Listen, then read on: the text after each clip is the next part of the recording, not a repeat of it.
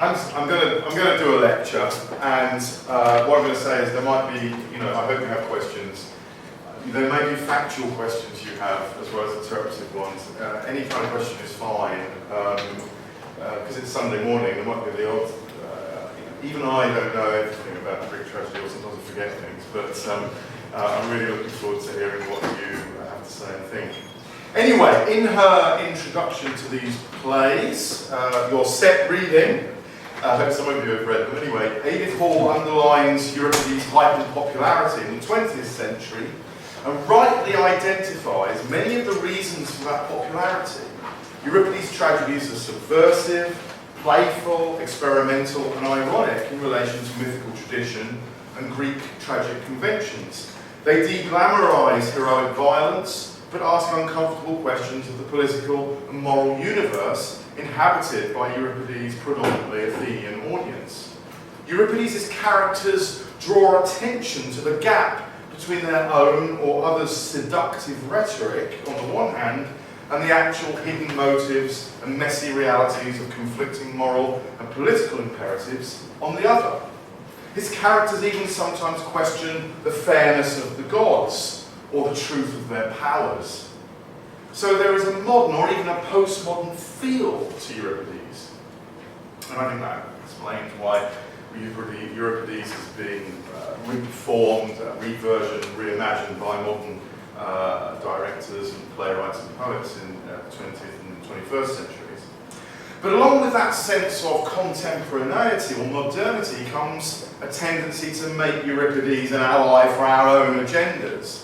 As Edith Hall puts it, Euripides as being an existentialist, a psychoanalyst, a proto-Christian with a passionate hunger for righteousness, an idealist and a humanist, a mystic, a rationalist, an irrationalist, an absurd nihilist. But perhaps the most tenacious Euripides has been the pacifist feminist.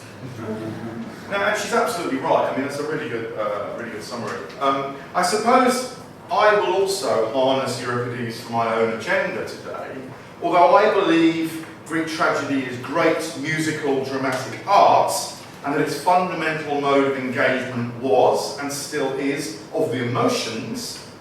My instinct and my passionate love of this material has always been grounded in the belief that Greek tragedy is a form of political theatre.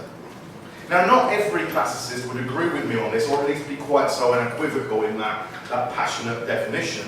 So do please be aware that my take on Greek tragedy is not the only one out there, and do please explore other views. And if you want to know what those are, I can talk about those in the discussion.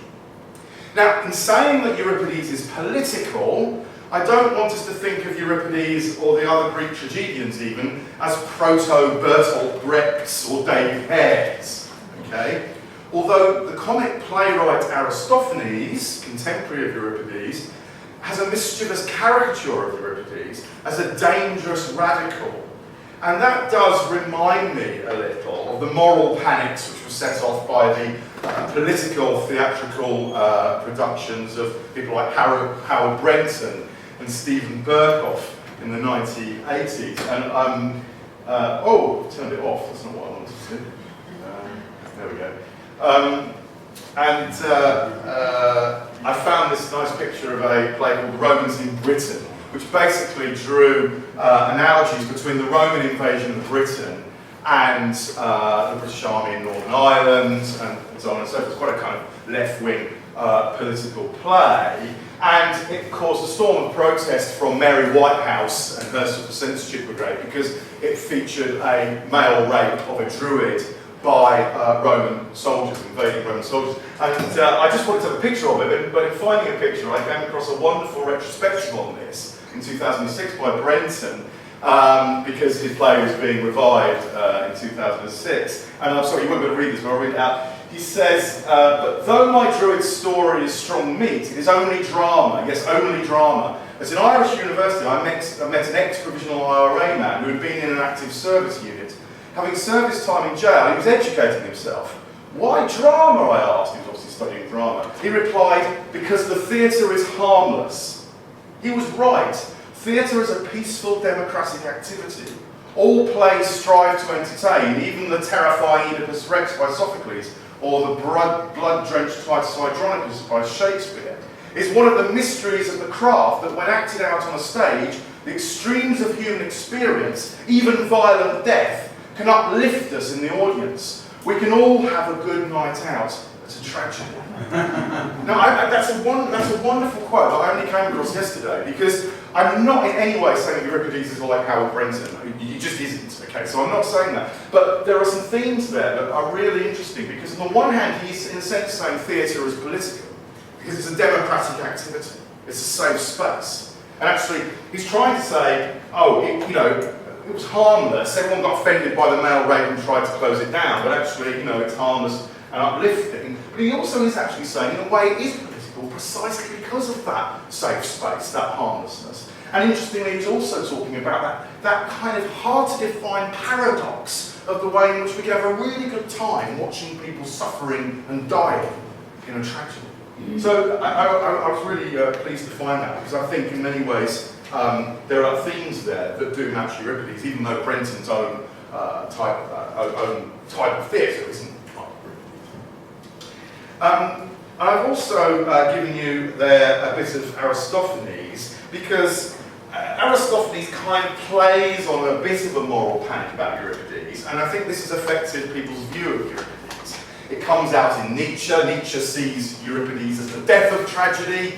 Aristotle likes Euripides to some extent, but also criticises Euripides a lot. And so you end up with this image of Euripides as such an iconoclast that he's not even a proper tragedian.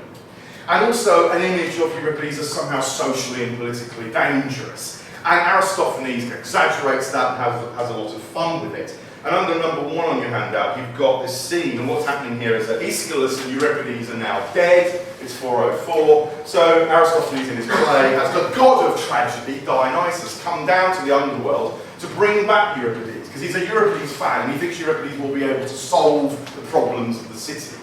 Now, which are considerable at this time, political problems. So in this comedy, the assumption is that in some sense Euripides might have a sort of quasi-political function. But Aeschylus ends up in an argument with Euripides. They argue about each other's respective theatre and merits of their tragedies.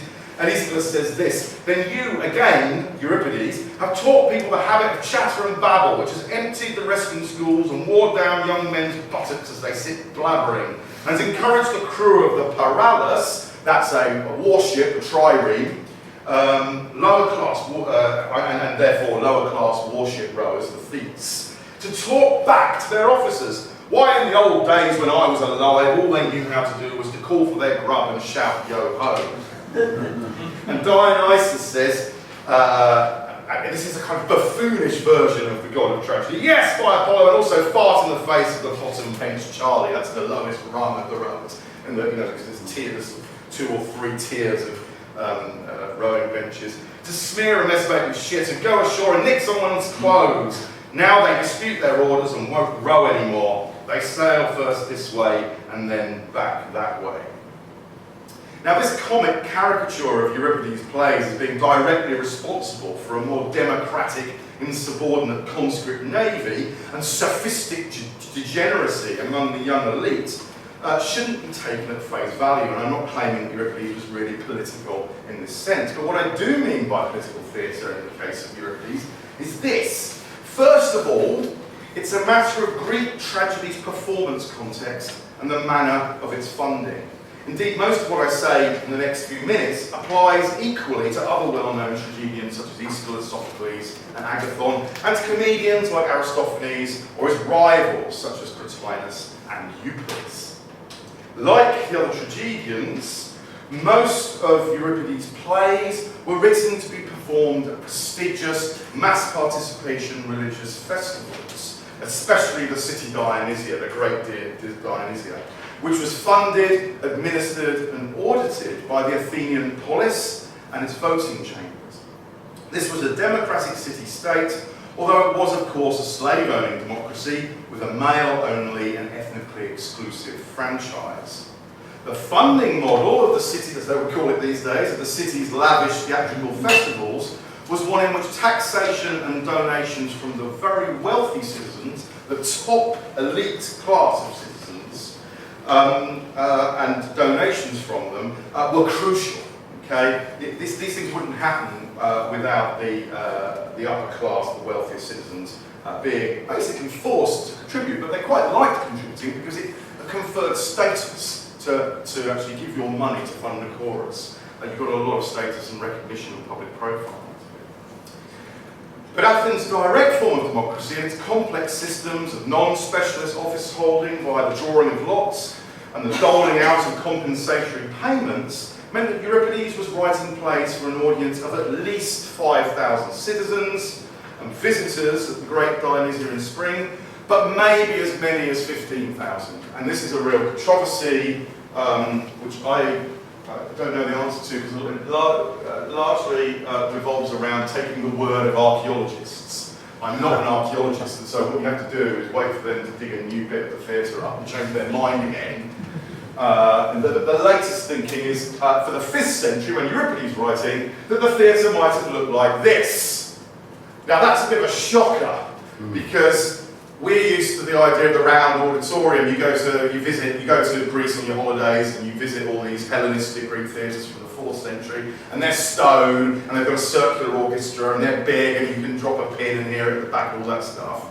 Well, it seems pretty likely that you have to throw that, you have to kind of get away from that for the 5th century. It would have been wooden benches, leased out by the state to private citizens who got the lease and made money out of it, and it would have been rectangular or rectilinear, and it may have only seated 4,000 to 6,000 people. Now, it could be that there were, as it were, cheaper seats beyond the walls, because it's on a slope.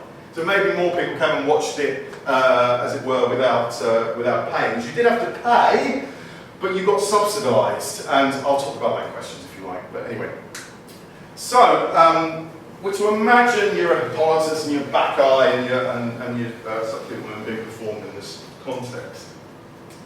But he also probably put on plays or had them re-performed at the winter rural Dionysia festivals, which took place throughout the demes. You could translate deme as parish, but that doesn't quite get it. These are sort of local units in Attica, and some of them are quite big and wealthy as well. And the archaeology has shown that some of the theatres in these rural demes were nearly as big as this, if not as big.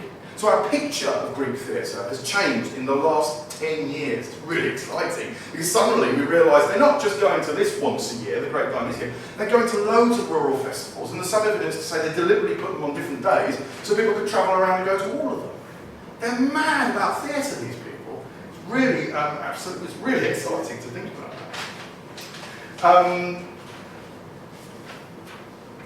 So what's the bottom line here? Well, the bottom line is that most modern revivals, while most modern revivals of Greek tragedy and its closest modern European relative opera have a predominantly elite, professional, middle-class audience, the original ancient productions were a form of mass popular entertainment.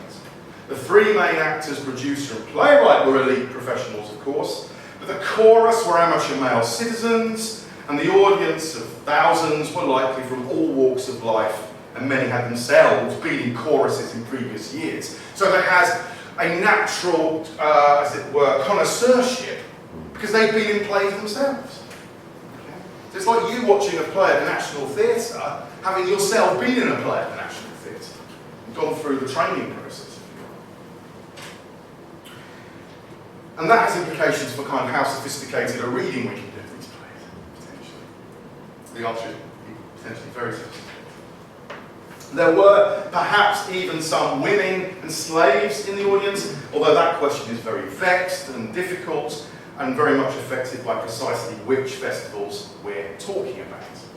So this is political drama in the sense that playwrights like Euripides are writing their tragedies for state and community-based occasions. And some of you may have discovered from reading Simon Goldhill's chapter, there were a number of pre-play ceremonies which were themselves a form of political ideological theatre. Even before the plays themselves, we have these ideological ceremonies that underlined the importance of service, benefaction, and military self-sacrifice to the city. Athens doesn't have a professional army. If you vote for war, you're going to be fighting yourself as a hoplite or a rower or a member of cavalry, depending on how much money you have or haven't got. And you have military ceremonies before the play. So that's something, again, to get your head around. I don't know, and I'm not going to do a spiritual analogy, just think about that. They also have displays of Athens' imperial power and wealth, and the wealth it derived from that power before the play starts. So this is the city died this year at least, so very much a kind of charged ideological occasion. Another aspect of the festival context which informs my definition of Euripidean tragedy is actually its religious character. The Athenian dramatic festivals were all in honour of the god Dionysus and contained a considerable amount of ritual to that end. Now, I just realised I didn't show you, that's what the theatre becomes later, if you like. That's the Lycurgan theatre, 100 years after Euripides, basically, or a bit less than 100 years, but 338, 366b, so it becomes this bigger thing, and that's what you can see now, with all the stone stuff. There was some stone stuff in the 5th century, the seats at the front, and the skinaire, the raised stage at the back, but not all of this stuff, it's later. And that's just a digital reconstruction, which, even if it was really rectilinear, you get the sense that it's right at the heart of the religious and political life of the Athenian city. That's the Parthenon up there, where the empire's treasury was, and the assembly meeting place that connects is across the road, so it's right in the heart of political organisation in Athens. But back to Dionysus. So yes, in honour of Dionysus, these festivals, I'll read this out. This is a vase, a drinking cup, a drinking vessel for parties and festivals. Tragedy is figured here as a woman, there she is, attends Dionysus' drinking party on an Athenian red figure vase, 440 to 430, exactly when Euripides is starting to get going in his career. So, tragedy personified as a woman, and there at the party of Dionysus. It shows you the close connection between them. Now, there was a considerable amount of religious ritual at the Dionysian festivals, theatrical festivals. To our modern mindset, it might seem odd to argue that Euripides' tragedy is political because it's performed under the auspices of a god. But the Athenians didn't entertain the sorts of distinction between religion and politics, or between state institutions and faith-based ones, or between secular and religious domains, which we are familiar with. Schiller's and Max Weber's alleged disenchantment hadn't happened yet. It was just not possible for ancient Greeks to think with a polarity between religious and secular. Sacred versus profane is perhaps a different matter. And for mainstream citizen culture, religion and daily business of all kinds were completely interwoven. This included holidays, feasting, and entertainment. And the Athenians were unusually fond of religious festivals and resourced them richly. And I've given you a source under number 2, and I haven't got time to read it out, but this is a treatise, probably from the late 5th century, we're not quite sure though, again around the time Euripides is writing his plays and having formed. And it's from a writer that people used to call the old oligarchs. Basically, he writes about how the Athenian constitution works, and he says it does what it says on the tin. It's a very effective democracy, but for him that means rule by an ill-educated mob. And he says the mob are really good at ruling in their own interest, but of course, from his point of view, democracy is a pretty terrible thing. And one of the things he says about them is they have so many flipping festivals that they can't get all their political business done. Okay. But of course his formulation is quite interesting because again, festival culture is tied into democratic participation, direct democracy, the fact that you don't have MPs, you are voting for whether to go to war or not, and you may be in that army that goes to war and so on and so forth. And also a sense that this democracy only functions if the poorest citizens, as it were, benefit from the common good and the common purse. So festival culture has keyed into that as well. Now this is not to deny, this religious culture is not to deny that certain 5th century intellectuals questioned the nature, legitimacy and form of the gods as traditionally conceived.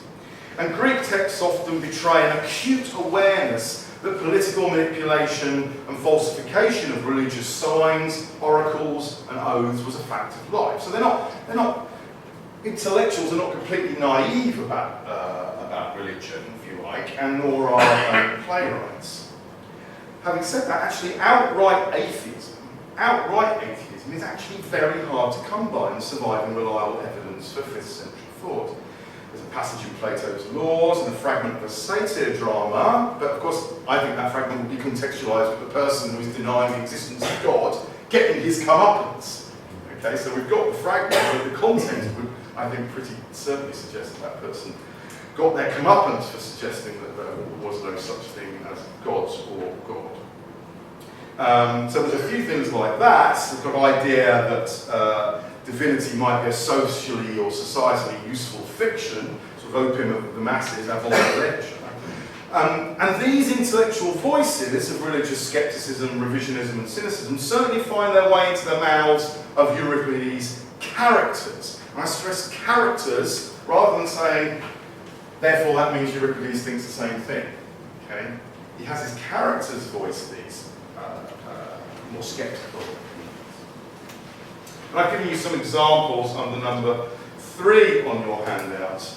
The first one is not one of your set plays, which I apologise for, but it's a juicy one, so you've got to look at it. This is Ione. Now, Ione doesn't know it yet, but he is actually the son of an Athenian mythical royal princess, Creusa, who has been raped by the god Apollo. So he's the offspring of a rape, basically, by a god. So Apollo has raped him. And he overhears Creusa going to the oracle and saying, "My friend was raped by a god, what shall I do?" But really she's talking about herself. Okay? And Ione overhears this, and then he has this little diatribe. Raping and then abandoning virgins, secretly fathering children, and then nonchalantly letting them die. You should be the last one to do this, Phoebus, Apollo. And of course he's a servant of Apollo in this play. You have the power, so you should make virtue your goal. Human wickedness is punished by the gods, so how can it be right for you gods to make laws for us and then be guilty of breaking those same laws yourself? If you and Poseidon Zeus, the Lord of the heavens, are going to be brought to book by humans for all the rapes you've committed, the penalties will empty your temples. Okay, and, and we can imagine perhaps a kind of nervous laughter from the audience there. It stops being fair to call men bad if all we're doing is imitating what is acceptable behaviour among the gods. Then we have a bit of Euripides' Bacchae. This is after Pentheus has been ripped apart by his own mother as a punishment by Dionysus for not recognising or respecting Dionysus' arrival in Thebes as a cult, as a god to be worshipped. And Pentheus' grandfather Cadmus says, "Dionysus, we beseech you, we have wronged you." And Dionysus says, "You have understood me too late. You did not know me when you should have. We realise that, but you have come down on us with too heavy a punishment. Yes, for I, a god, was treated with outrage," in the Greek there is hubris, by you. "It is not fitting that gods should be like mortals in their rage." So this is the other way around. Actually, instead of if you get us to behave this way, then you should be the same as us. This one is, well, you guys should be different from us because you're gods. A different way around. My father, Zeus, long ago assented to these things. And then a fragment from a lost play: "The mind that is in each of us is a god." Now, we don't have the context for that, and there's lots of different ways of reading that line, right? That's a fun line to play with and be my guests. But you can see how, instead of saying, Zeus is a god, Pantheon is a god, traditional gods are gods, here there's a kind of an idea that looks very much like certain ideas in the pre-Socratic philosophers, so-called pre-Socratic philosophers, the idea of conceiving divinity in a different way. It might be a sort of anti-religious rationalist statement, it's hard to know without context, but it certainly is a good example of this questioning rethinking of religious ideas from Euripides' character. There are undoubtedly then these characters offering food for thought and critical rationalising reflection. Ion's case is especially powerful, and of course prefigures the Platonic Socrates' argument in the Republic that the gods just can't be as immoral and imperfect as Homer and the tragedians claim them to be. So clearly Euripides is part of this intellectual culture, and he's using what he's hearing and putting it into his plays. So we shouldn't, we shouldn't deny that two of the plays, which I've asked you to read, emphasise the cruelty and violent power of the gods either. In his Hippolytus, Euripides' Hippolytus, Phaedra is inflicted with sexual desire for her stepson by Aphrodite. Not because she herself has done anything impious, unholy, or societally transgressive, but because she is the best means of securing Hippolytus' destruction. This priggish, young, aristocratic, misogynist virgin, that's Hippolytus, basically, and he's even misogynist in Greek terms, in Greek patriarchal terms. He's to be punished for not paying Aphrodite due rights and respect. He only cares about Artemis, the virgin huntress. You know, he likes hunting, and he doesn't like women, he doesn't like sex, he just wants to stay like that for the rest of his days. But in this tragedy, Phaedra is the collateral damage. He's an innocent victim, she's a tool. Rather chillingly, we hear from the goddess Artemis at the end of the play that she will exact revenge on Aphrodite for killing Hippolytus by killing Aphrodite's beloved young favourite, Adonis. She says that at the end of the play. I'm going to get Aphrodite back by getting her favourite young boy. More collateral damage, more innocent people dying. In the Bacchae, I think Athenians would largely have agreed with Dionysus that Pentheus, Agave, and Cadmus deserve the terrible punishments and suffering meted out to them. But Cadmus's complaint, which I've just read out to you, that a god has been too harsh, that the god has been too harsh, surely has some weight when an audience puts itself in Pentheus' sandals. From the perspective of any Greek patriarch, any ancient Greek patriarch, and not just the silly young Theban tyrant, this new foreign cult within the fictional world of the play, its strange god, and its charismatic, androgynously sexy high priest, that's Dionysus in disguise in the play, would represent an existential threat to his household and city. No archaic or classical Greek male would be comfortable with a cult which seemed to be driving his community's womenfolk off into the hills at night in an ecstatic state to perform secret rites with a male cult leader. It's very easy for us just to see Pentheus as this kind of priggish, ignorant tyrant and forget that point of view, that perspective. We should also consider the implications of the play's backstory for our evaluation of Pentheus' disbelieving rejection of Dionysus. Dionysus' opening explanation that his possession of Semele's sisters is an answer to their earlier denial of his divinity indicates that Pentheus has grown up being told by his mother, his aunts, and his grandfather that Semele made up the story of Dionysus' divinity in order to mask the shame of an affair out of wedlock. So really, she was impregnated by Zeus, but they cook up and actually gave birth to Dionysus. But they cook up this story that was a lie, and therefore, when she was punished, when she was killed by Zeus's thunderbolt, that was punishment for the lie. Dionysus' divinity is a plausibly deniable story in Thebes then, because Semele's incineration by Zeus is most easily explained as a punishment for her slanderous fictions about the king of the gods. So because he's a good dramatist then, Euripides balances Pentheus' undeniably hubristic, rigid, prurient and tyrannical mindset with the point that Pentheus has been primed by his family to deny Dionysus' true existence. Until the point where the disguised Dionysus miraculously escapes imprisonment, Pentheus can be forgiven for assuming that he's dealing with a self-serving trickster rather than a real god. It's only from that point onwards that Pentheus is presented with proper evidence in favour of the reality of Dionysus. as Pentheus himself finally acknowledges to his crazed mother just before she rips him to shreds, and this is in the messenger speech, of course. Death happens off stage, and then bits of him are brought on at the end.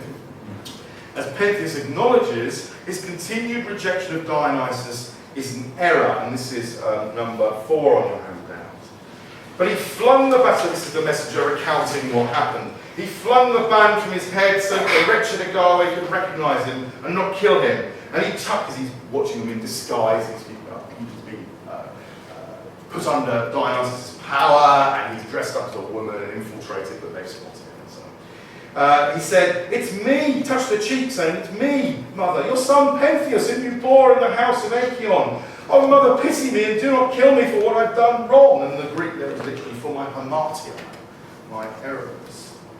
And the Greek word there, hamartia, error, is the same word which Aristotle would soon use to characterise the error or flaw exhibited by tragic protagonists who are, despite their high status and extremities of character and action, still just enough like us, the audience, to facilitate our pity and fear for them when their hamartia leads to theirs and others' suffering. And I haven't time to read it out, but I've given you the text there under number 4.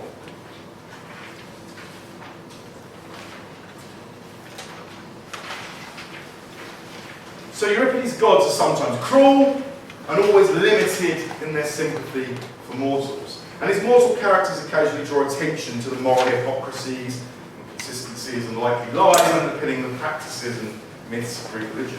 However, Euripides' gods also exhibit kindness towards mortals.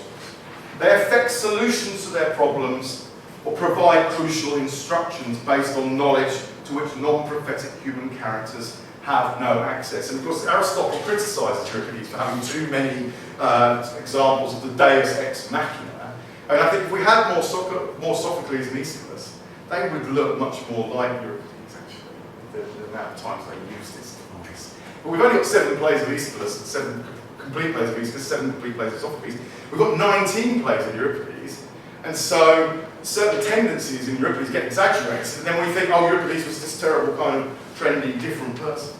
But the more we look at fragments of the other 2 playwrights, the more they start to all look in their own ways incredible and doing innovative stuff in their own manners. So my example here of this is the Suppliant Women, another of the set plays. The intervention of Athens' patron goddess Athena appears without warning in Ex Machina to ensure that Theseus binds Adrastus into an oath of alliance, an eternal peace between Athens and Argos. This roots a historically real diplomatic and military pair of alliances which Athens had with Argos in the 5th century in the heroic past, okay? And explains them in terms of divine ordinances. So it sort of mythologically and religiously underpins a real and an important military alliance that Athens had with Argos for much of the 5th century. 2 key alliances. So it becomes a matter of divine planning that these 2 states stay friends, and any breach of that friendship would amount to the sacrilegious breaking of oaths. Notice too that Athena specifies that the agreement be marked by visible sanctuaries, places of worship, on the routes between Argos and Attica, and that's under number 5 on your handouts. Now this is classic Euripides. Time and again, his tragedies offer an explanation for the origin of important institutions, agreements, rituals, cults, festivals, and sanctuaries. And they make those explanations authoritative and persuasive with reference to buildings and practices which were known and real to the 5th century audience. Okay, so that's why my blurb that got sent out to you, I was saying, think about the way these plays connect the mythical past with the present. Yeah? This aspect of tragedy, known as etiology, I've given you the etiology, that's down there. After the Greek word for cause, origin, or explanation, aition, isn't just a Euripidean thing, but Euripides has a particular fondness for making religious ideology explicit, tangible, and very specific, certainly in the sample of Greek plays we have. And sometimes these back-to-the-future moments fit very squarely with the theory that tragic heroes are scapegoats and negative moral and social exemplars whose sufferings and transgressions explain the significance and importance of certain religious rites and observances. And Hippolytus is a very good example of this. As he lies dying in his father's arms, the goddess Artemis decrees that Hippolytus will receive recompense for his sufferings. Hippolytus' name means destroyed by horses, which he kind of is, because the Poseidon's bull comes out of the sea and he's on his chariot and he gets tangled up in his own horses and again ripped to shreds. People getting ripped to shreds in Euripides. His name even bears that sort of ideological thinking. But anyway, here we go. Here's Artemis. I shall give you the greatest honours in the city of Troezen. Unwed girls will cut their hair in tribute to you before their marriage, and throughout the length of time you will reap your reward from the deepest sorrow of their tears. And the maiden's care for you will always find expression in song, so that Phaedra's love for you will not slip into silence and die without a name. So here, Artemis, the divine virgin huntress, is not simply guaranteeing that Hippolytus' name and story will always be commemorated. For Artemis is also the goddess of childbirth and presides over the transition of women from unmarried virgin girl, the Parthenos, to fully grown marriageable woman, the Gunae, where we get the words gynecology and gynocracy from. And Gunae means wife and grown woman, it's the same word. Okay? So Hippolytus is kind of thinks of Artemis as this virgin, chaste huntress action girl, but she's also about childbirth and marriage and transition into adulthood and marriage for women. Okay? He's got it wrong. He's idealised virginity and chastity as a permanent lifestyle choice. So what Artemisian cult is all about is the orderly transition from adolescent virginity and chastity to marriage, sex and childbirth as the end point, the telos of all girls. And so, at least in part, what this tragedy stage is the ideology of a real historical cult and sanctuary of Hippolytus in Troezen. But of course, there's a wider message for everyone watching about the telos patriarchy of what the polis requires of its women and its men, for that matter. And Hippolytus is the sort of negative example, the family example for that. I've got this image. Now, I swear to God that when I was at university, I went on holiday and walked around the sanctuary of Hippolytus at Troezen. But in looking for it on the internet, I found an archaeological dig done by some mates of mine in Australia, and they seem not to have dug up the sanctuary of Hippolytus yet, although they know it's there. So what I was walking around when I was an undergraduate, I don't know. There might have been some creative labelling on the part of the local F4, or maybe there's been a terrible confusion. But anyway, the point is that the cult sanctuary of Troezen is really there, and you can still see it now. There are lots of different, there's a sanctuary to Artemis as well, actually, there. So Hippolytus undergoes a crisis and suffering underlying this necessary transition. That means, of course, that although Aphrodite, goddess of love, and Artemis, in some senses goddess of chastity and virginity, may seem to be rivals or warring deities in the play, what the play actually reaffirms is their complementarity as guarantors of maturation and procreation within the city. Heterosexual marriage, family units, the household, the oikos. Both Artemis and Aphrodite require the rites of sacrifice and due honours, and this respects societal norms. You can't pick and choose. And that's really important. Now, this picture of the relationship between gods and human norms and morality is much more complex than is often alleged. In order to point up a contrast with monotheistic Judeo-Christian or Islamic moral thinking, for example, commentators often argue that the ancient Greek gods are felt to be so capricious, whimsical, unpredictable, and immoral that ancient Greek societies are forced to find dignity and honour in human rationality, and then ethics focused on personal accountability and virtue, some of the stuff John was talking about yesterday. But I hope we're now beginning to see that the Euripidean Dionysus selects the royal household of Thebes for testing and punishment for a good reason within the terms of classical Greek theodicy, that is, the justice of the gods. and the moral and political ideology of Athens. Aphrodite decides to punish Hippolytus for a good reason in terms of Greek religions and societal expectations and values. And there's an ideological rationale for remembering and reenacting these stories of heroic suffering and error, namely the reinscription of the ways in which human institutions, taboos, and societal norms are underwritten by the will, order, and associations of Athens' system of deities. So, they're not just being random, these gods. They're not being thought of as capricious and tragic, or not complete. So this aspect of Euripides' tragedy is really quite conservative and institutionally determining. Even the Bacchae, which superficially reads like an injunction to literally go wild and free oneself from the norms and restrictions of the patriarchal polis, is actually a sophisticated explanation of why Athenians celebrate the cult and mysteries of Dionysus at various festivals, including the festival in which these tragedies are themselves performed. And while not all the details are convincing or demonstrable from existing evidence, and I think he certainly underplays the ambivalent sort of moral status of Dionysus and the ambiguity and mystery of Dionysus in this play, Richard Seaford, another piece of reading I gave you, is right to stress the ways in which this play reveals Dionysus to be a god of liberation, freedom, law, civic identity, and social equality. And I've given you the chorus of backhands there. Again, just pick out the last few lines almost. Well, he gives to the rich and humble an equal share in the pleasure of wine. That's democratic festivity for you, which banishes sorrow. And he hates the man to whom it means nothing to live a blessed life to the end by day and happy nights. And at the end there, whatever ordinary people have thought it right to live by, that I would accept. So ordinary people, the plethos there is really important as an aspect of Dionysus, the democratic gods.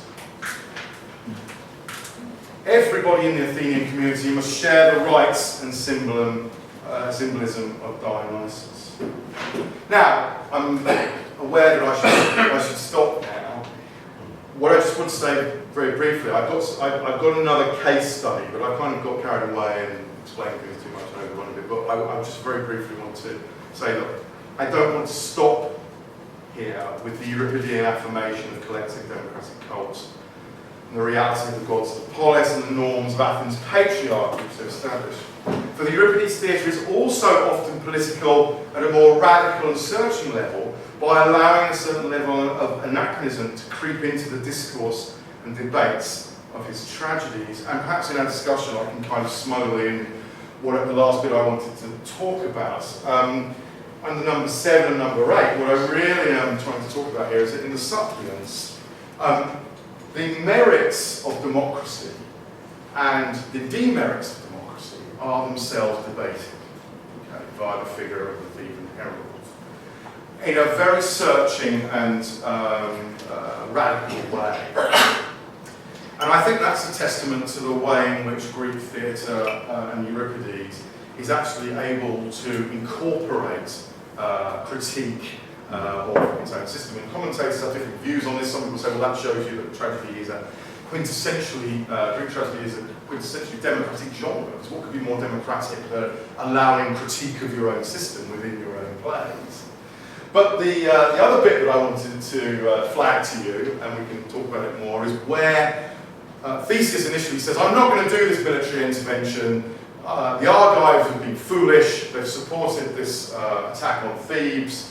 The 7 Argive warriors have been killed, and now the Thebans won't bury the bodies. They won't give the bodies back, which is a very transgressive thing for them to do, to not allow rights of burial. But Theseus says, I'm not going to do this. I'm not going to go on a foreign military mission. I pity, he doesn't really even say he pities them that much, but he says that. But then his mother persuades him. And the rhetoric his mother uses is really interesting because it's a mixture of good religious reasons, you're doing something that's important for the gods to get these bodies back and buried, but she also appeals really to a sort of political imperial ideology where she says, we are the people who are activists. We go and we sort out other people's problems and we help other states. We've always done that and we always will, and you'll be letting the side down if you suddenly don't do this now. And also think about what people will say to you, say about you, think about your reputation. She really impugns his Andrea, his courage, his manliness, is literally what that means. And so with a mixture of good and dodgy arguments, he changes his mind. And I think it's a wonderful investigation of the way in which political decision-making isn't either all rational or all emotional, but it's a complex business of playing on people's emotions and playing on good reasons and bad reasons, values and tradition and everything. It's a very, very complex scene, in fact. And really, I wanted to finish on that to show you that Euripides' political theatre is extremely interesting because of that complexity. Okay. So that's me done.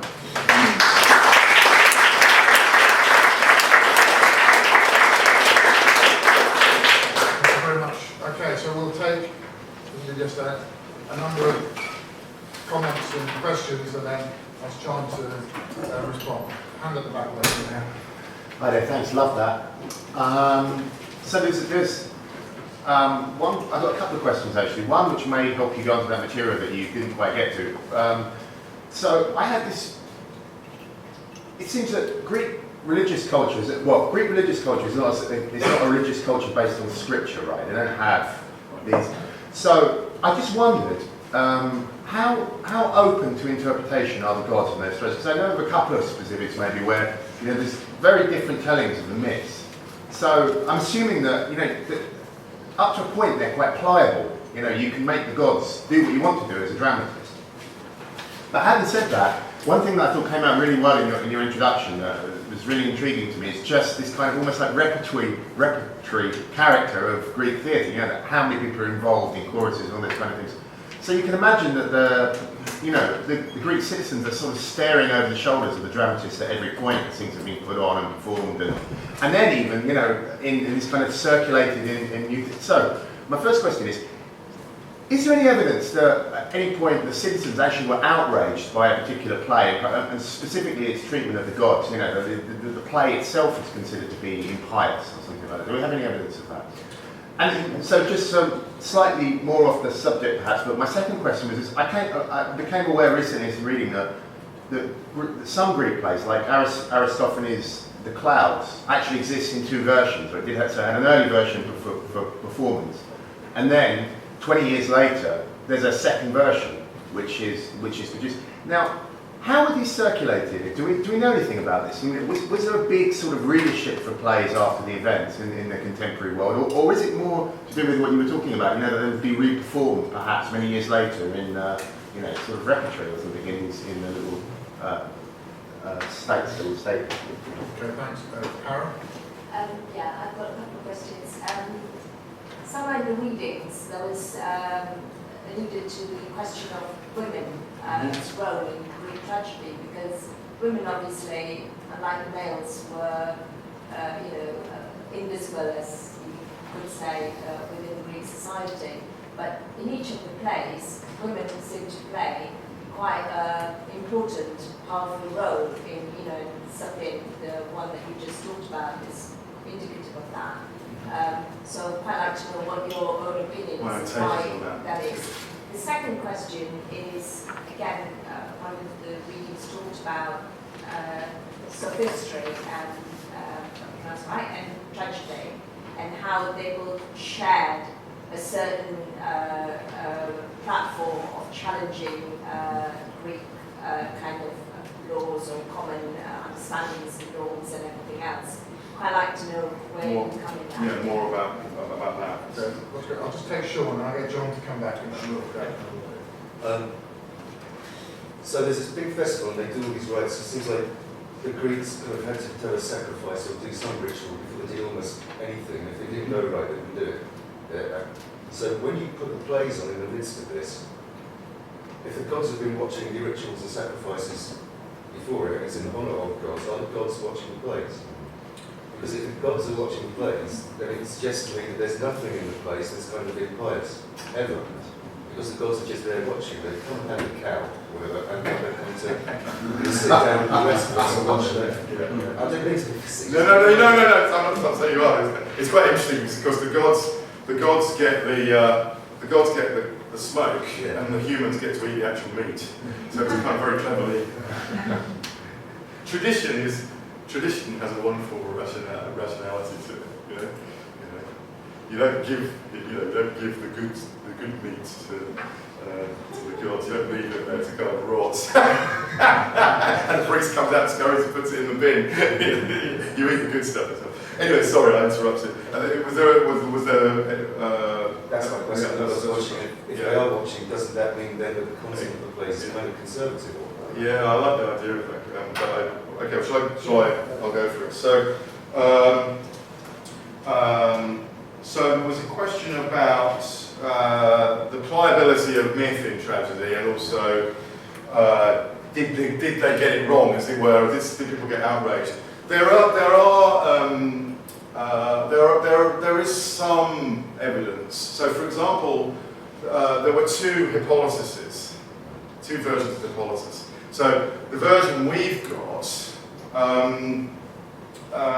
Hippolytus and Phaedra never meet.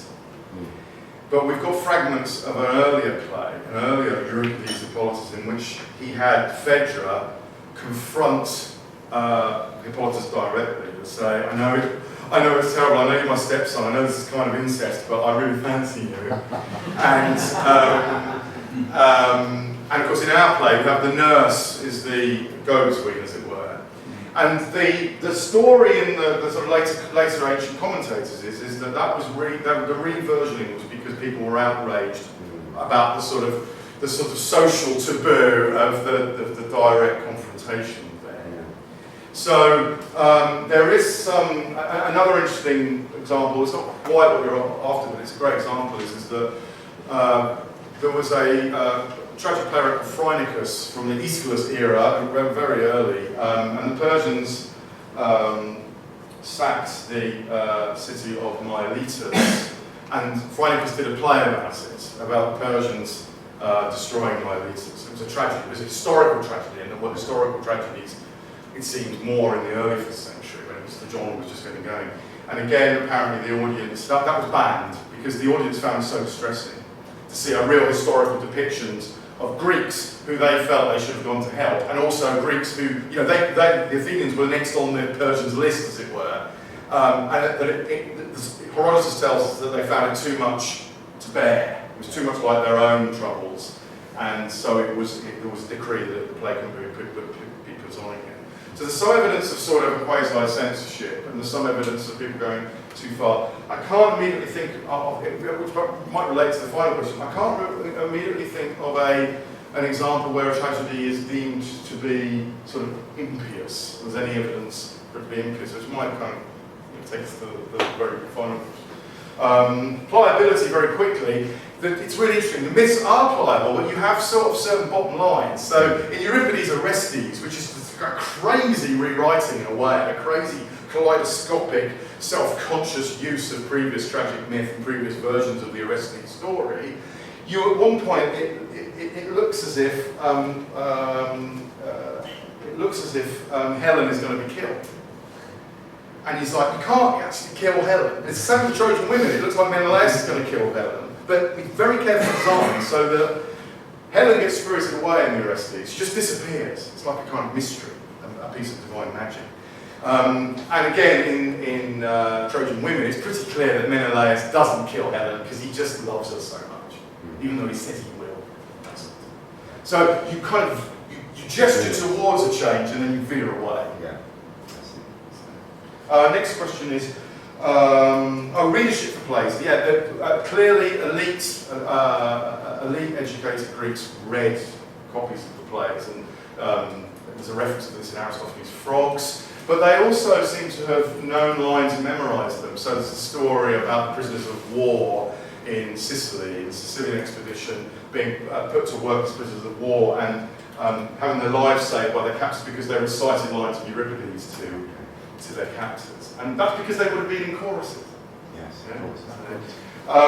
So yeah, there was a readership. We don't know how widespread it was. Women's role, gosh, there's a whole lecture's worth there. But one of the interesting things about the succulent women and the succulent women and the Daniel Mendelssohn piece that I gave you to read is that what a lot of critics argue is that tragedy, Greek tragedy, is actually revolutionary in relation to Greek society. That women have a voice and an agency and an ability to argue and an ability to kind of create sympathetic and powerful points of view that actually transcend their women's real historical situation in classical methods. And why that is a fascinating question. I mean, Edith Hall argues that tragedy is actually more democratic in a modern sense than Athenian democracy. That it is, as it were, there's a sort of almost I don't know, utopian element there, but I think there's also a sort of societal function, which is quite basic, which is that tragedy is a space in which men are made to think about their role and responsibilities, because men are pulled in all directions in this society. They're warriors, they're voters, they're businessmen. They're trying to do everything, and they're also kind of screwed up about what women are getting up to behind their backs. And so it kind of it both feeds the fear, that misogynist fear, but it also tries, I think, to sometimes get men to kind of reimagine their women folk as more resourceful and more important than perhaps the society lets them be. Because women were very important in Greek religion. They were crucial in Greek religion, and everyone knew that. There were priestesses as well as priests, and there were women-only festivals as well. So, next, sophistry and tragedy. The basic point is, I think, that Euripides is infused with sophistic ideas and thoughts, but it was a sort of mistake of ancient commentators to therefore say, oh, Euripides is an atheist, or Euripides is really a rhetorician, or he wrote speeches as well, or anything like that. It's about drawing in the atmosphere of your times, and then seeing how using that to make your plays different, to make them stand out, but also to some extent to feed something that was very popular at the time. You know, if sophists would command audiences, they performed in Athens. They performed their speeches, their ideas. It's a performance culture. So it's in the plays, it influences his characterizations. And I suppose it influences a certain kind of innovatory thought. But I think Sophocles, I would say, is nearly just as sophistically influenced as Euripides is. And people don't realise that. There's kind of sophistic anthropology in Sophocles' Philoctetes, for example. I love this. I love the point. I never really thought of that before. The idea that you might conceive of the gods watching. It's a great point, and I think it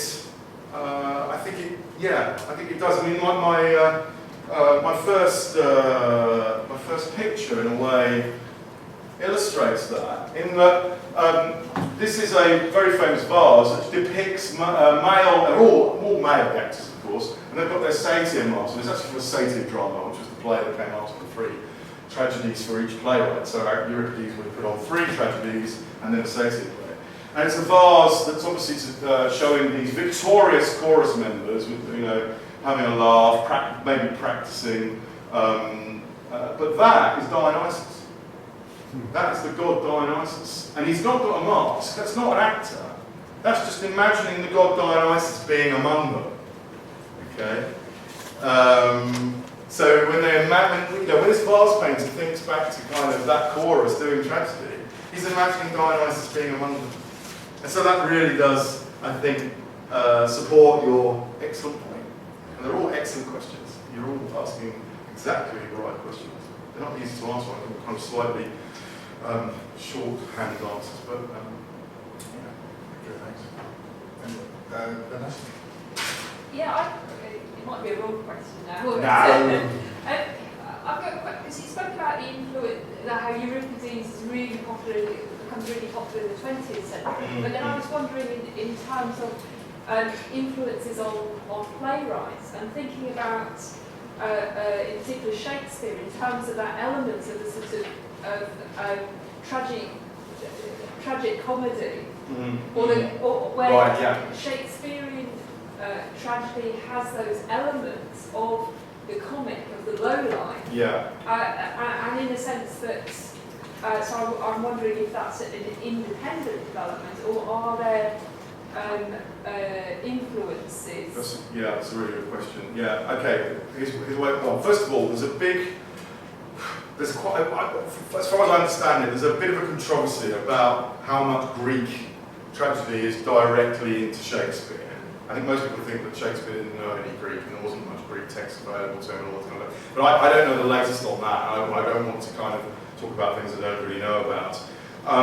My feeling is that the way to talk about that probably is to think about the way in certain Euripidean tragedies actually have happy endings. And as you say, they also have comic elements, and even the kind of some of the really kind of violent, difficult ones have the odd kind of comic moments. You know, I think the way that this works is it finds its way, that more light-hearted element finds its way into via the influence of Euripides on what was called new comedy. So that's Menander, and then the Roman playwrights that kind of retooled Menander, Plautus and Terence. And I think that's the genealogy there. The only thing that worries me about that slightly is it makes me sound a bit like Nietzsche. Because again, that's what Nietzsche says. He said, oh, you know, you could tell Euripides is rubbish because Menander looks a bit like some of these Euripides plays. You know, the Ione that I was telling you about has a happy ending. You know, nearly ends in disaster. It's like Creusa nearly murders Ione. You know, and Nietzsche sort of goes, oh well, you know, that's what happens. And I think that sort of comedy, light-hearted mixture, sort of mistaken identities, foundlings, but in a kind of comic way. That's the genealogy there. But actually, if you read the Ione and then read Menander's Discourse or a bit of Plautus or something, they're not the same. They're not the same at all. There's something gut-wrenching about the Ione. I mean, just that boy having a voice talking about the fact that talking about his father as a rapist, actually. But he doesn't even know that he's his father. And the fact that Apollo never appears. Apollo gets Athena to do his dirty work for him in that play. She comes and explains everything because Apollo's embarrassed. Now that's not like new comedy. It's not even like Shakespeare. Maybe it is. Yeah, and that.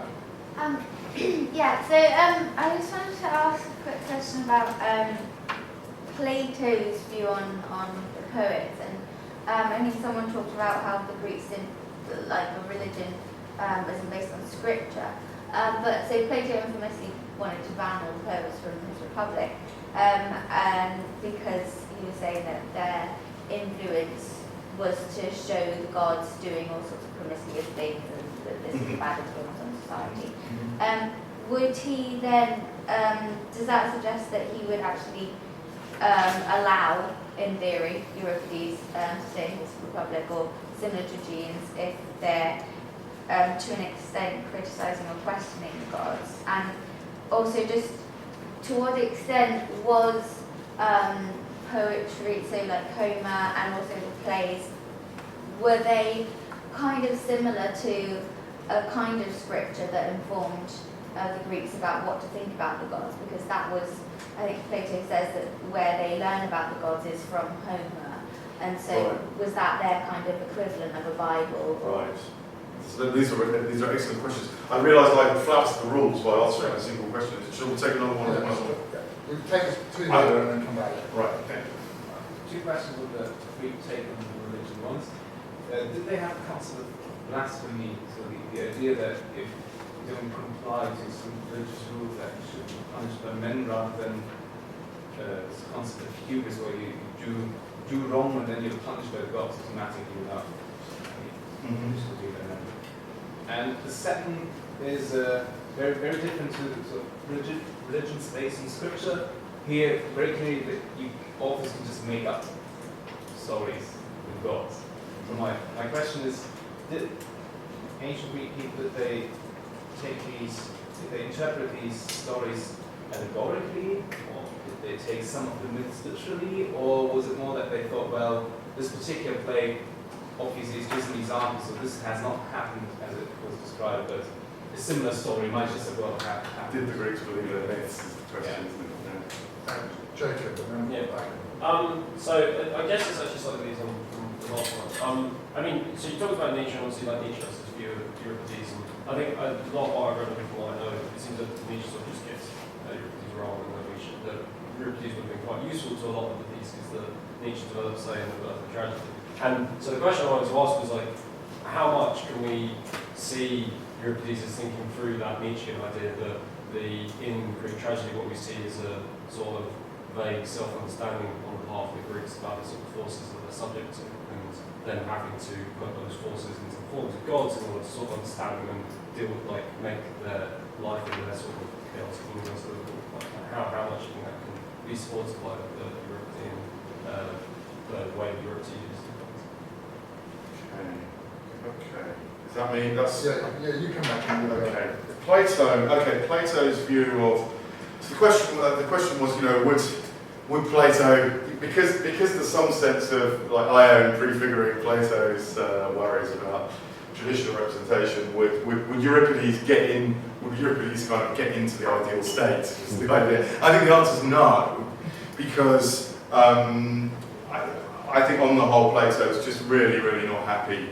He's not just happy, it's not just that he doesn't like the way the poets depict the gods as kind of, you know, not morally perfect and so on. It's also that he doesn't like the mode of representation that drama embodies. The idea that you become something else, that you, as it were, that you imitate unuseful or dangerous emotions, that you actually, as an actor, allow the kind of your emotional side to rule your rational side, and so on and so forth. Now, there is a sort of a more sympathetic attitude towards myth and towards poetic representation in Book 10 of the Republic. Some people argue that there's some self-contradiction there, but I think basically that's the answer, is that it's not just about the gods, it's about drama as a representational mode itself, and its implication in the real historical idea of Athens as this sort of bankrupt, stupid theatre state. That's what he doesn't like. So no, Euripides would be. I mean, what Euripides would be only in if he turned his plays into kind of big, long, sort of epic or dithyrambic poems in praise of the ideal state, I think, put crudely, or found some way of doing a sort of philosopher king friendly drama. We know, actually, interestingly, Agathon wrote a tragedy with all made-up characters. We've got evidence of this. I wish we had it. He experimented with a tragedy. I think we don't know whether it was actually put on or not. But he did try and create a tragedy with no mythical characters in it, but not historical either. We don't have it. You know, I'd be surprised if anyone tried it more than once. But that's quite interesting. Anyway, is that the Agathon who's in the Symposium? Yes, and also in Aristophanes' Phoros, isn't it? Yeah. It was very important, Agathon, it's just we don't have any of this stuff. Right, next question. So is that okay? Is that answer? I think that answers. Blasphemy. Well, of course, we know about, you had a lecture on Socrates, didn't you? And the idea of Socrates having his own version of the gods, and he was accused of impiety. So there was legislation about impiety, and there was clearly there is some evidence at certain periods that people did get prosecuted for going too far away from traditional Greek religion in that way. But of course, the real sort of thing, the other way of blaspheming is of course not to keep your oaths, swear an oath that's false, and that sort of thing.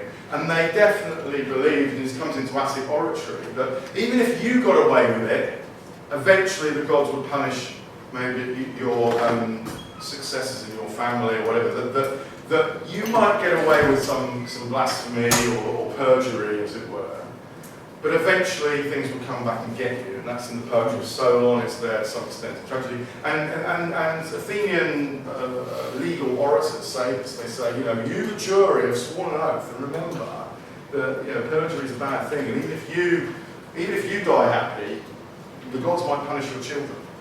So watch it. So there's a sense in which, yes, you can kind of police, the state can police blasphemy to some extent, but actually the gods police blasphemy as well. That's the belief. Did the Greeks believe their myths? Well, it depends which Greeks you're talking about. I mean, obviously there are intellectuals who start saying, you know, there's a pre-Socratic philosopher called Xenophanes, who says, you know, Homer, he basically says, you know, Homer depicts the gods as like humans, they're anthropomorphic.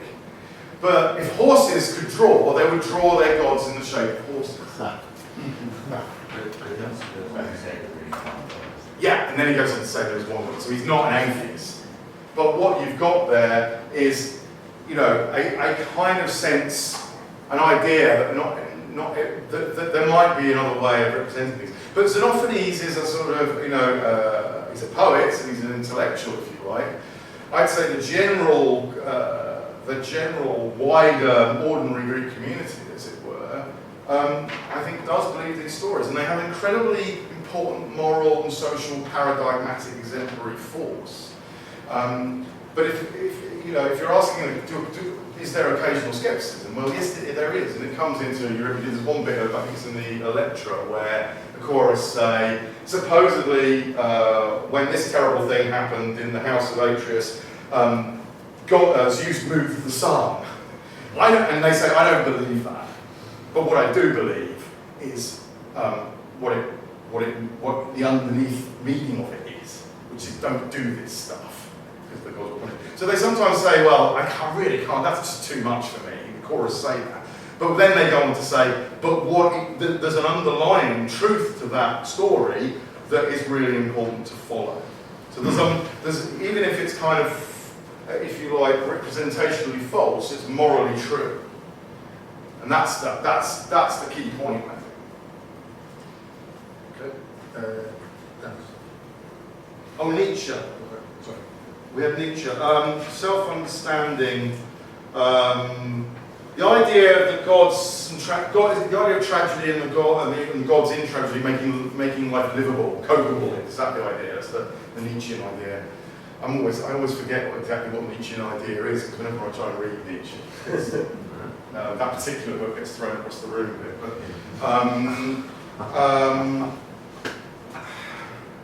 I mean, in a way, yes, because you can do an anthropological reading of Greek religion that says it's a sort of societal coping mechanism. But I don't find that the most interesting thing about Greek tragedy, if you like. I don't find it the most. I mean, yes, in a way, it's true. And I think tragedy is a major conduit for thinking about the gods and reinscribing the importance of the gods. But tragedy, in a way, tragedy, there are some problems solved in tragedy. But one big thing that tragedy tells you is that there will be more suffering, I think. Maybe it helps you accept that. I don't know. Right, I think I've done more. Okay, maybe the last one. Dennis. My question has probably been covered in the question of the Greeks belief in their own myths. So I kind of felt that there was a strong difference between Homeric gods and sort of Euripidean gods, if you like to put it that way. That, in a sense, you mentioned that play where Malicious was sacked and wasn't allowed to be put on or was censored. In a sense, I don't know that play, but you kind of think that because of the time factor, that people actually believe more firmly in the gods as being real and presenting, dominating their lives in a real sense. Whereas in Euripides, it's like almost more metaphorical. That that there is a sense in which there is a more rational kind of undercurrent to the kind of presentation of to people of, you know, that's mediated through the kind of festivities and through the kind of political and social culture of the time. Yeah. You don't make any kind of concessions to that. You kind of seem to suggest that it's a cultural phenomenon that, you know, has evolved or emerged without sort of making any reference to. Yeah, no, I think I'm being quite. No, but just to find, I mean, there's a lot of people like Euripidean who've been talking about the world is full of flux. There's others who say, you know, that Helios is not the sun god, that the sun is just a clump of earth no bigger than Peloponnese. There's a lot of that which you read all the time, but it's hard to get a handle on to what extent that has influenced an elite rather than. Yeah, I think my view is that in a sense, you know, Euripides is taking those sorts of views and then saying, wow, what would happen in traditional tragedy if a character came along and said this stuff?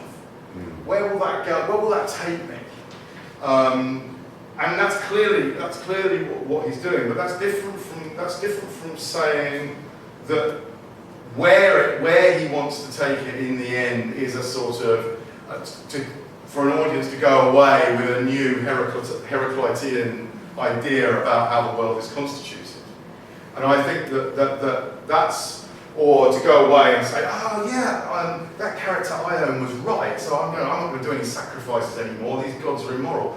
I really don't think that that's what's happening in Euripides, because time and time again, the gods kind of we end up being told that what's happened may not always be palatable on the part of the gods, but what the gods have done is actually often, in the end, help mortals to establish a particular institution or a particular outcome that actually really means that history has ended up being as it's been, and it's an aspect of history that on the whole is a good aspect of history. One thing about the Oresteia, for example, and the construction of the laws.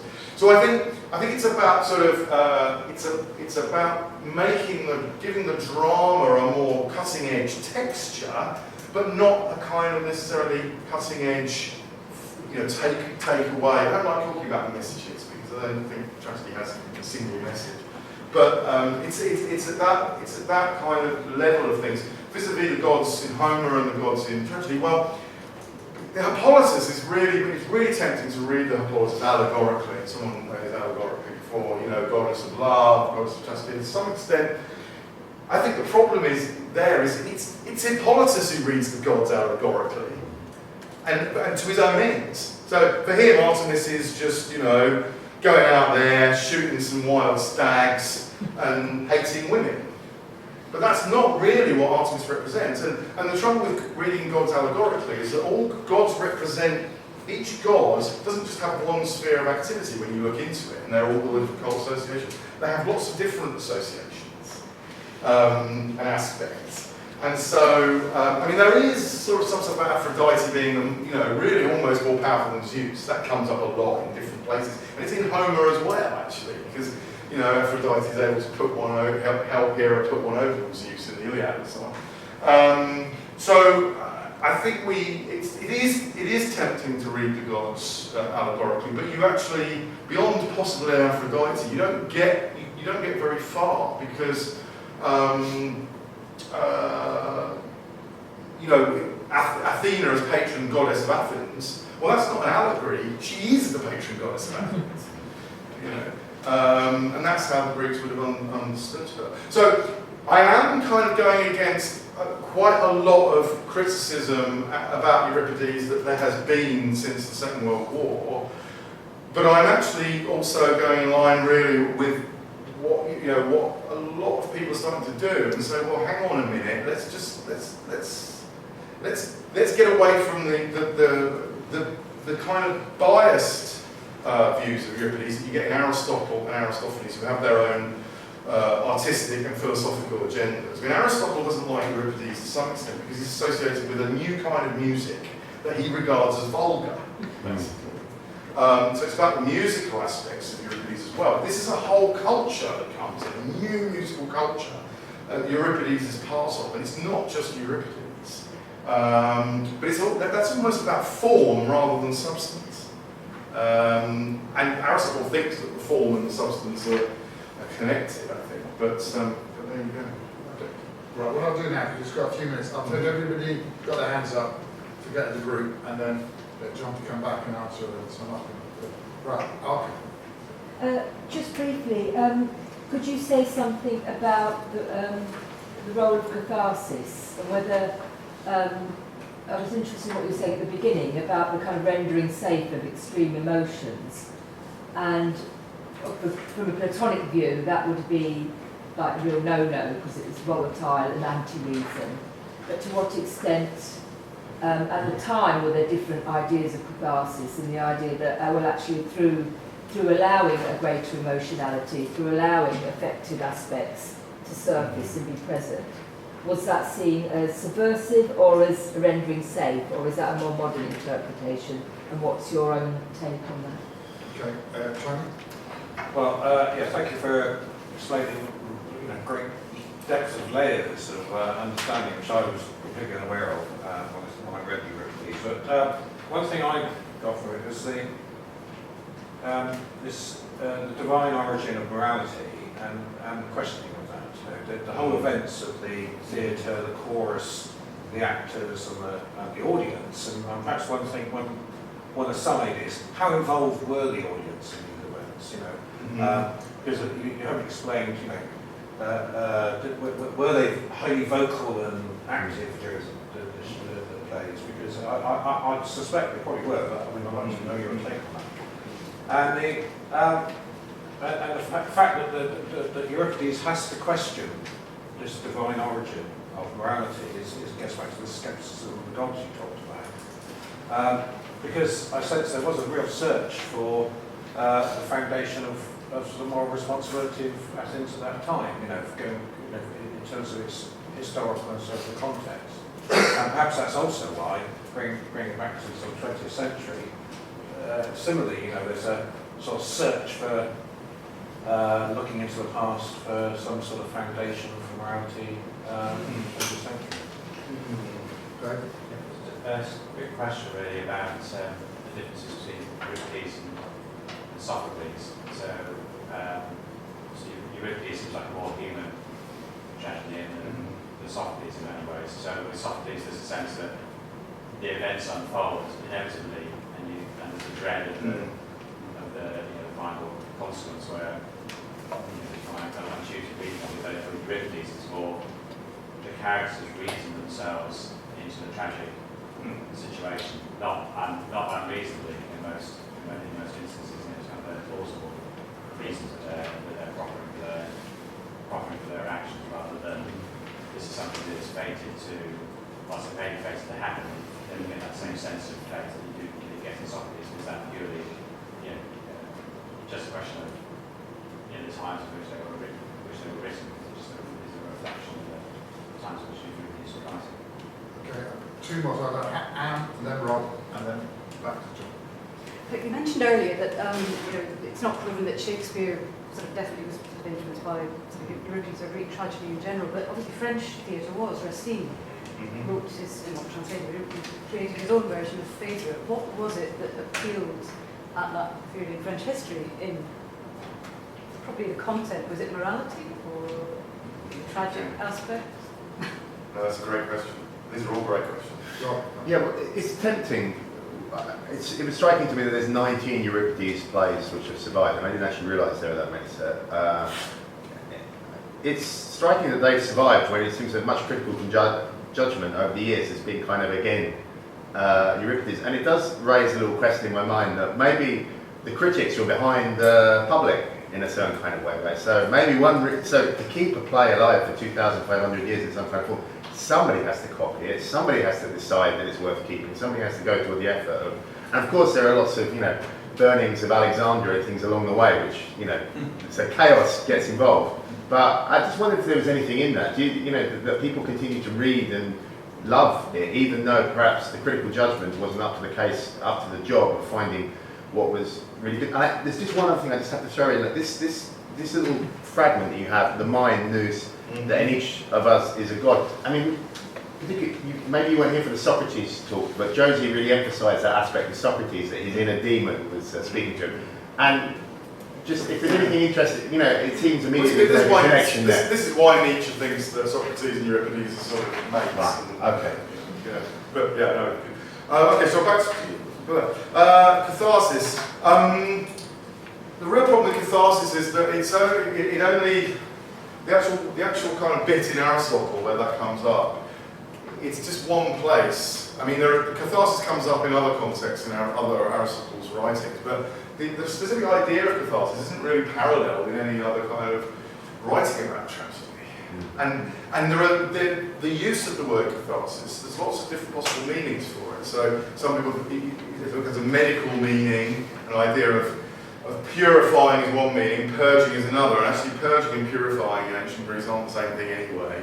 And then there's an idea of balancing and all of this. And one of my esteemed colleagues in Zambia is Stephen Halliwell, who's written a lot on Aristotle's poetics, and when you get him in an honest moment, he says even he doesn't really know what it means. So there's a real problem in really knowing what it means. And there's been this idea of a safety valve and a purging of the emotions and things like that, but there's actually just as much evidence to say there's some kind of balancing of those emotions. And the idea that those emotions are dangerous is also quite tricky to kind of read into Aristotle. He definitely says there is this thing called catharsis that is to do with pity and fear, and the experience of pity and fear you have. But quite what it is, people just actually really don't, if I'm honest, really know what it means. And they want it to mean purging, or they want it to mean balancing. And so, they then use that to build their own particular reading of tragedy. But it's actually a really difficult question. I'm going to leave it at that. How involved were the audience? Yeah, there's some evidence of what they call thorubos, it's like noise, and actually to and fro, and comedy. I think comedy would have been a bit more boisterous and more interaction. You just read Aristophanes and they're talking to the audience, and they're there's no fourth wall or whatever you want to call it in. There's more of a fourth wall in tragedy that might suggest that it was but I think the kind of Shakespearean thing of everyone down the front having a bit of fun, and people were, was eating and drinking, and people participated in the rituals and the processions beforehand, and also, I think it's an involved. It's not the lights dim and everyone goes quiet, because it's open air and it's surrounded by festivity. So,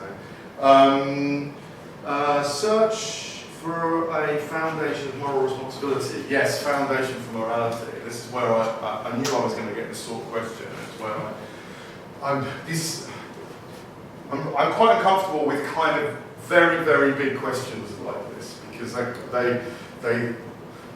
you end up inserting tragedy into some kind of grand narrative, or a kind of nice, neat story about how the Greeks kind of founded moral philosophy, or how they founded these ideas. And my suspicion is that it's all a bit haphazard and contested and contentious. But what drama clearly becomes, what's interesting is on the one hand Plato, as we've said, doesn't like drama, vis-a-vis his ideas for moral philosophy and political philosophy, but Aristotle certainly clearly thinks that drama can be made to be, I think he thinks it's a part of the way in which we, and the same with rhetoric, the way in which we perform as morally responsible agents. That the drama does have a role in forging those ideas. But of course it is very difficult, because people read tragedy and they say, oh well, it's all the gods are behind it all. That's what it feels like. But of course, actually, I think what we've got in tragedy is an idea of double determination. That the Greeks are able to hold in their mind that these events are at one level caused by the gods, but that doesn't negate personal responsibility. And they hold these two things in mind. It's not just me that says this. Some really respected commentators on tragedy have ended up saying this. That you have to get your head around a culture that thinks differently, that you can have personal responsibility and be held to account for your actions at the same time as you can see the gods behind it. And it does your head in, but that's just what you've got to accept. What tragedy does is it puts one or the other to the fore at different points in the drama in order to entertain you and also to get you to think. Euripides versus Sophocles. You're absolutely right. One thing I didn't go into enough probably was the way in which Euripides undoubtedly takes certain characters and does make them more like us. And this is what he says in The Frogs. His character says it in The Frogs. And I think it's one place where, in a way, Aristophanes is grudgingly showing respect for Euripides. Secretly, Aristophanes loves Euripides. That's my theory. And he was called, what was he called? A Euripidean Aristophanizer by one of his comic rivals. Aristophanes was. Because actually, what Aristophanes really is Euripidean comedy. But of course, that's why he wants to go and spar with Euripides all the time. So making the characters a bit more like ordinary, real 5th century women and men, to some extent, is what he does. He likes to put more lower class characters on stage, and to create that sort of more everydayness. And of course, Medea has that great speech about what it's like to be a woman coming to a foreign land, and all that, which is very, very humanly intelligible. So I think that's true, but what we think we should remember is that Sophocles died a bit after, Euripides, and actually Sophocles and Euripides are chronologically contemporaneous. All the textbooks will put Sophocles, the chapter of Sophocles comes before Euripides, but really they're actually influenced by each other. So if you read Sophocles Philoctetes, born in 409, it's a very Euripidean play. And there are aspects to Euripides that are more Sophoclean than people realise. So Edith Hall, in her Suffering Under the Sunburn, she deliberately puts the Euripides chapter before the Sophocles chapter to make that point. But you're right that your hypothesis is not wrong. That there is that sense, as you say, of kind of organic kind of this leads to this leads to this, and fate more being slightly more to the fore in a lot of Sophoclean plays that we have. But again, we've only got 7 Sophoclean plays. What would happen if we had more of them, And Oedipus at Colonus is very Euripidean in its long speeches. There's a whole load of rhetoric and agones going on, verbal contests going on in Oedipus at Colonus by Sophocles, and that's the last Sophoclean play that he wrote. Okay, so there is influence between them, I think. Oh God, what have we got next? I'm sorry, I didn't say I got. Phaedra. Okay, I have seen Racine's Phaedra and a long time ago, and I can't remember the details. But here's my guess. My guess is that one of the really important themes about Hippolytus that I haven't yet gone into is a certain level of social commentary. One thing Phaedra is really obsessed about is her reputation, her sophrosyne, her self-control, wisdom, chastity. This word means all these things at once. She's worried about what people are going to say and think about her. And although ultimately Aphrodite is responsible, that worry about her reputation, her struggle with that, sort of is one of the kind of key engines of the tragedy. And it's a guess, but I would imagine that there's something about that the tragedies that can be caused by feeling social pressure might be at the root of the French interest. Because you have a society that has all these sort of courtly rules and manners and values and all the rest of it. And partly what all the tragedians are interested in, but Euripides in particular, is interested in the way in which value terms like chastity and self-control become, as it were, unmoored from their good meanings and actually lead people to do outrageous things. Because you don't want to save face, because you want to maintain your image of a chaste wife, you're quite happy in the end to write a false letter that accuses your stepson of rape, right? And so that's interesting, again, coming back to the question about women, because there is an awareness in Greek tragedy, of the pressures that come out of this sort of this kind of value system and this problem, the idea of roles, fixed roles and reputations. I don't know, that's my guess. Okay, right, 19 Euripides plays. The main reason why we've got 19 and only 7 of the other 2 is that there was one manuscript roll, I was forgetting now. Anyway, which had, I can't remember exactly how many it has on it, but it has like 9 of them or something. It's an accident. Okay. Now you're right, they're copying, Sophocles, Aeschylus and Euripides are getting copied out a lot. But the reason why we've got more Euripides is basically luck. But your question wasn't on a false premise, because they are loved and copied. They all are. But it's the fact that we end up with more Euripides is an accident of survival rather than a sort of statistical signifier. What is that roll from? The one I can't remember. I can look it up and send me your email and I'll tell you about it. Okay. Thank you very much, John.